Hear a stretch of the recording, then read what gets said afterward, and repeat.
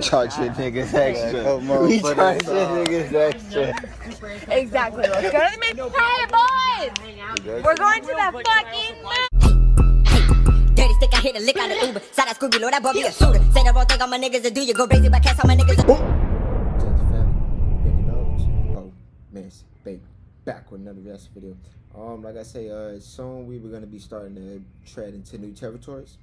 This is some of the new territory, but we still stand on the music side. So this is Lifestyle of Rich and Famous Rick James. Let's go. James Johnson left the ghettos of Buffalo, New York to become super freak superstar Rick James and ride a wave of success to the top of the record chart, selling 15 million copies of one album alone. But the road to success led Rick right back to where it all began. Buffalo's my home, you know, and it always has been, and it always will be. And I'm much more comfortable there than I think I am in Hollywood or New York. You know, when I go to Buffalo, it's really a time. But that old school shit back then was different. Home, you know, and it always has been, and it always will be. And I'm much more comfortable there than I think I am in Hollywood or New York. You know, when I go to Buffalo, it's really a time in my life where I can really just chill out. I bought this home when I was just starting to happen, 1978. And I have a recording studio of my own. It has an indoor pool and jacuzzi, and there's horses and a tennis court. And my mom was there, you know, and she's getting older, and it's nice just to be around her, you know. I'm trying to buy the neighborhood up, really. It's a really nice area. It's about 25 minutes, 30 minutes from Buffalo. It's in the country. And it's a sanctuary for me. It really gives me a good balance on life, you know. It's a real nice place to be, to know that your roots are right next to you. And whatever you need them for strength, you go there. I grew up a family of 8, 4 boys, 4 girls. A very deep heartthrob of the ghetto, where we had friendly pets, you know, we had very nice-sized rats we used to play with them. The cockroaches used to have track meets with them. Used to find them in all the food. Growing up in the ghetto was opening up in the morning and drinking Kool-Aid out of a peanut butter glass and opening up puffed rice and having a roach come out. Just high, you know. It was very rough. I go to the same project sometime, to this very same home that that the 8 of us were raised in. Same old 2-bedroom little house, and I look around there and I go inside, and it's an old black family that's there, and they have a son going to school. And I go inside, you know, just to feel it and see how they're doing. You know, I keep an eye on them too, because I feel like they're family. I think it's important coming up under such strenuous, you know, terrible conditions that someone tells them that it's all right. We can get out of this situation. I don't believe that old cliche in the ghetto that, you know, the man holds me here, you know, and that this, you know, I can't get up out of this, you know. Anyone can get up out of anything, you know, it's all about motivation. I was a professional juvenile delinquent. The art of juvenile delinquency was perfected by myself and my friends. If you had a Chevy and the ignition was straight up, it was gone. I'm in that. I sang on street corners, and I was like a hoodlum, you know, I was like one of those kids who really didn't care much about school. I went to 5 high schools in Buffalo. I mean, I go to one and kick him out, and I go to another one and kick him out, and I go to another one, you know, and I visited most of the high schools. If I had to do it all over again, I think I would have stuck to school, because most of the things I learned after I got out of school, because I hate the thought of being stupid. So I read and, you know, tried to enhance my mind. Rick's inspiration has always been his mother, Betty, who found an unusual way for 21 years to support her family. She ran numbers, something called the numbers rackets. And I'm not at all ashamed to say what my mother did. She ran numbers to keep us all eating. And from it, she sent my brother to one of the top law schools in the country. And my sister's a CPA accountant. And she did very well with all 8, you know, and she's a very, very strong woman. And the superstar inherited that same strength and determination. I thought I was going to be a big star at first, after the Goo Goo Dada.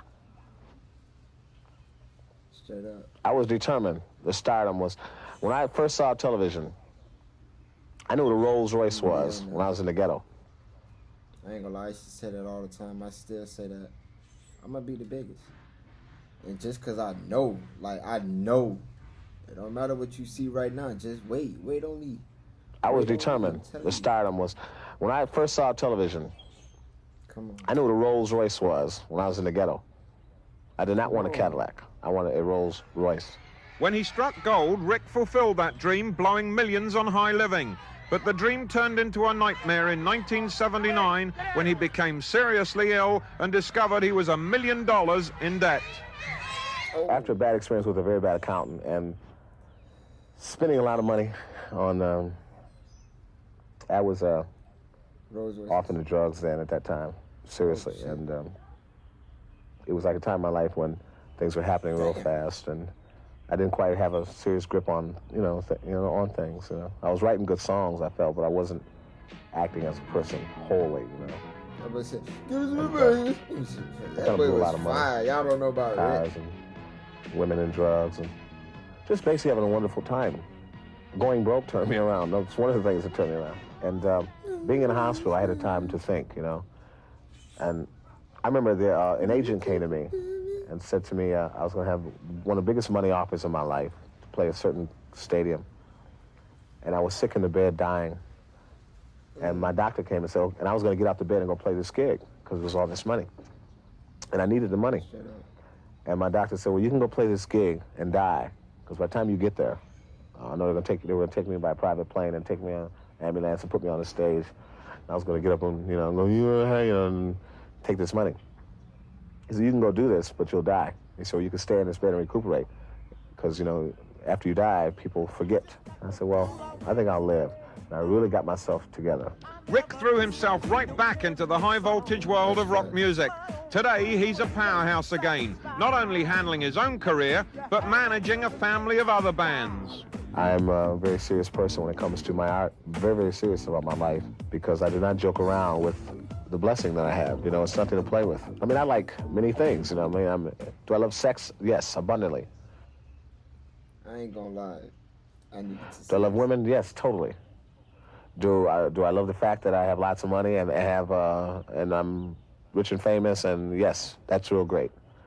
But that means nothing compared to what I'm about in here. Because in here I'm about trying to bring an end to all of that for others and myself, and just making people happy. That's what gets me on, making people happy. Rick James making music and millions. That was lit. I ain't gonna count. I needed to see that. You wanna know why? Because when I know Rick James music and everything like that, but when I think of Rick James, the image of Rick James, I'm like, what the fuck, dude? That was just the Steez back then. You got Rick James, then you got Prince, then you got people that was just the dress code was different. But one of the reasons I didn't dive into him, because I'm like, bro, you not my style. Rick James, me and Rick James down there twins, the way he talking about he loved on women like that. Boy, I love these women too. JJ Family, Benny Blows, Bo, Miss, Baby, PLP, Peace, Love. On the track, and every time we spit, we be spitting straight facts. See, they gon' try to hold you down, and they gon' try to hold you back. Had to move cause I like the place I was at. My mama told me to chill and start running with that gas. Cause them niggas there school and try to stab me in your back. I didn't people look at that. All that shit you